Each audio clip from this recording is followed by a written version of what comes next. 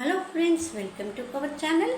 ఈరోజు మనము జీవిత సత్యాన్ని బోధించే మహాభారత పాత్రలు, వాటి నుంచి నేర్చుకోవాల్సిన నీతి నియమాలు ఏమిటో మనము ఈరోజు తెలుసుకుందాం.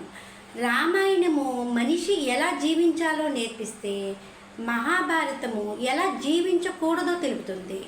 అంటే మహాభారతంలో అన్నీ చేయకూడని పనులే ఉంటాయి అనుకుంటే పొరపాటే. ఏం చెయ్యాలి, ఎలా చెయ్యాలి, ఏం చెయ్యకూడదు కళ్ళకు కట్టేలా తెలియజేసేదే మహాభారతం. అందుకే అంటారు కదా, తింటే గారెలు తినాలి, వింటే భారతం వినాలి అని. ఈ కథనంలో మహాభారతంలోని ముఖ్యమైన పాత్రల గురించి, నేర్చుకోవాల్సిన నీతి గురించి మనము తెలుసుకుందాం. మహాభారతంలో ఒక్కో పాత్ర ఒక్కో నీతిని తెలుపుతుంది. అందుకే మహాభారతంలోని పాత్రల నుంచి నేర్చుకోవాల్సింది ఎంతో ఉంది. జాలి, దయ, మంచితనం, దానం, ధర్మం, శూరత్వం ఇవన్నీ ఉంటే గెలుపు సాధ్యమవుతుంది అనుకుంటే పొరపాటే. ఎందుకంటే సమయానికి అనుకూలంగా నడుచుకునే నేర్పు ఉంటేనే విజయం సాధించగలం. ఇందుకు ఉదాహరణ కర్ణుడు. దానవీర శూర కర్ణుడే అయినప్పటికీ దుష్టులైన కౌరవుల పక్షాన నిలబడి ప్రాణాలు పోగొట్టుకున్నాడు.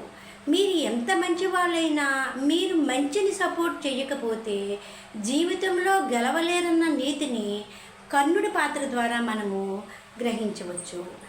ధర్మరాజు ఎంత గొప్పవాడైనా జూదమని వ్యసనం కారణముగా రాజ్యాన్ని, భార్యను పందెంలో ఓడిపోయి అడవులు బాట పట్టాల్సి వచ్చింది. అందుకే వ్యసనాలకు దూరంగా ఉండాలన్న నీతి ధర్మరాజు పాత్ర మనకు తెలుపుతుంది. మీ స్నేహితులెవరో చెప్పండి, మీ గురించి చెబుతాం అంటారు కొందరు. ఆ మాట నిజమే. ఎందుకంటే చెడు స్నేహము ఊహ కందని విధంగా జీవితాన్ని నాశనం చేస్తుంది. మహాభారతంలో అలాంటి వాడే శకుని. కౌరవులతో స్నేహంగా ఉంటూనే వారు కలలో కూడా ఊహించిన పరాజయాన్ని మిగిల్చాడు. శకుని లాంటి వారు మన జీవితంలో చాలామంది ఉంటారు. వారికి దూరంగా ఉన్నప్పుడే మన ఉన్నతి సాధ్యమవుతుంది. అందుకే దుష్టులకు దూరంగా ఉండాలన్న నీతి శకుని పాత్ర ద్వారా గ్రహించవచ్చు. ఎలాంటి భేదాలు లేని నిస్వార్థమైన స్వచ్ఛమైన స్నేహం మిమ్మల్ని ఎక్కడికో తీసుకెళ్ళిపోతుంది. ఇందుకు ఉదాహరణ శ్రీకృష్ణుడితో పాండవుల స్నేహమే. పాండవులు రాజ్యం నుంచి బయట అడుగుపెట్టిన నుంచి మహాభారత యుద్ధం ముగిసి మళ్ళీ రాజ్యంలోకి అడుగుపెట్టే వరకు అడుగడుగునా శ్రీకృష్ణుడు వారికి ఎంత అండగా నిలిచాడో చెప్పుకోవాల్సిన అవసరం లేదు. కుల, మత, పేద, ధనిక భేదాలు చూడకుండా మంచి వారితో స్నేహం చేసేవారు ఖచ్చితంగా జీవితంలో గెలుస్తారన్న సత్యం కృష్ణుడి పాత్ర నుంచి మనం తెలుసుకోవచ్చు.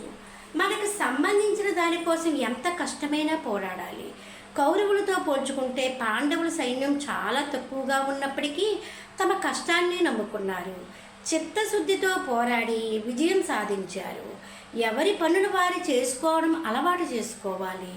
రాజభోగాలు అనుభవించిన పాండవులు అరణ్యవాసం, అజ్ఞాతవాసంలో ఉన్నప్పుడు వాళ్ళ పనులు వాళ్ళే చేసుకోవాల్సి వచ్చింది. అందుకే పాండవుల నుంచి మనము చిత్తశుద్ధి, క్రమశిక్షణ అనే గుణాలు నేర్చుకోవాలి.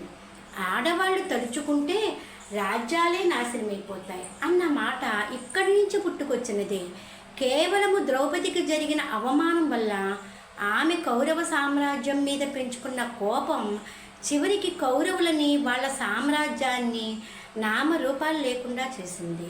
అందుకే స్త్రీలను ఎప్పుడు గౌరవించాలన్న నీతిని ద్రౌపది పాత్ర నుంచి నేర్చుకోవచ్చు.